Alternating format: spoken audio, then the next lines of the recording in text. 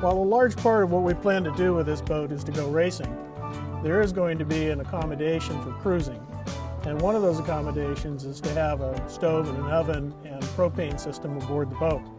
Now, propane is in some ways the ideal fuel. It's readily available in most cruising ports.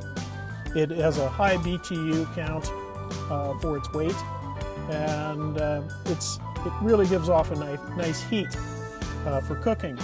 So the problem with propane is that the gas itself that comes off the liquid inside the tanks is heavier than air. And if it is allowed to accumulate by any means down in the bilge of the boat, you have a very potentially explosive situation going on. And a number of people have been killed by having systems that were either not properly installed or they have not been maintained. So we're going to extra lengths to try and create a propane locker that can accommodate a couple of propane tanks and yet is safe and has the overboard discharge that is required under the ABYC construction rules. All right, continuing with our propane locker experiment, we are using templating to figure out the size of the walls to put back in the transom. It's a really basic process, as you can tell. It looks like a preschooler might have made this, but what we take is cheap material. This is actually door skin, so just little pieces of wood that are easily torn up into the right size, and a hot glue gun, which is actually my favorite boat building tool. And you take one piece of wood and glue it in, and then just build the template down around the space that you're working in. You can tell that it can be quite rough because when you're fiberglassing, you have extra room to work with. It doesn't have to be exactly precise. You will cut out from your template and fit it in your space. And even if there's an inch to maybe 2 inches gap, it's okay because you'll use the fiberglass material and some putty to build that up and just glass right over it into the boat itself. So what we've done here is we took marine grade plywood and laid up fiberglass over it on both sides. And this used to be a large sheet, and you can tell we've been using quite a bit of it. This material is actually the bulkhead behind the engine. It will be the complete propane locker, and we've also used it to build shelving for the holding tank. So for the final wall that Fred wants in the propane locker, I took a Sharpie and just lightly traced the outside edge.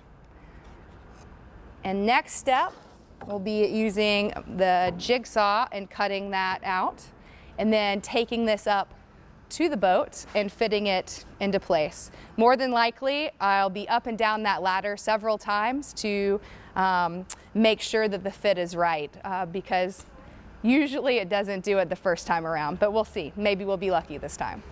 So before you start working with fiberglass, you definitely want to put on some protective gear because fiberglass is some gross stuff.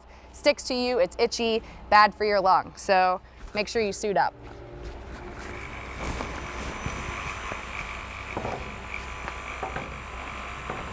Okay, so I finished cutting this out with the jigsaw. As you can see, you can still see my line, so I gave a little extra room to work with. Now I'm going to take this up onto the boat with my trusty Sharpie. I'm going to try to fit it in, and then I will just mark spots that actually need more cut off of it. So hopefully it fits. If not, we'll be back down here to cut some more.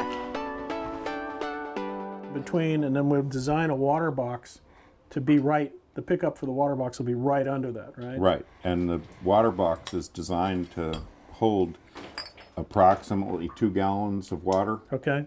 Okay, we're getting to the final stages of the water box installation, which is really exciting because it's the only thing holding us up for engine installation. Here's where we are currently with the water box. It's been glassed in at the top. We added a lot of extra glass to the keel itself since we're building it directly in. And the last step will be glassing in that front portion. So looking pretty good. Like a solid part of the boat.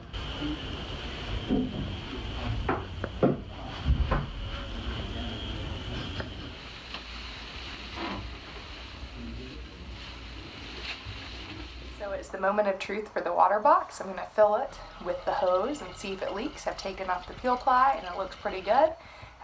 So hopefully no leaks, and if that's the case, we'll get around to painting it today. All right, so it looks like we're good to go. Water box is completely filled with water and there are no leaks. So I'm gonna drill a hole in the bottom of it and get to painting. Installing the cockpit drains has been quite the process. I've just come to the end of a portion of it and I'm really excited to test them out. This is the port side quarter berth, and you can see this long pole here is actually the cockpit drain. We have all of the pipe glassed in, all of the joints glassed in. I've just connected them to the through hull, and I now have water from the cockpit. It's been raining quite a bit lately, so I have the through hull closed and everything is filled up with water so that we can see if there are any leaks, and then I'm going to open the through hull and all of the water will come out.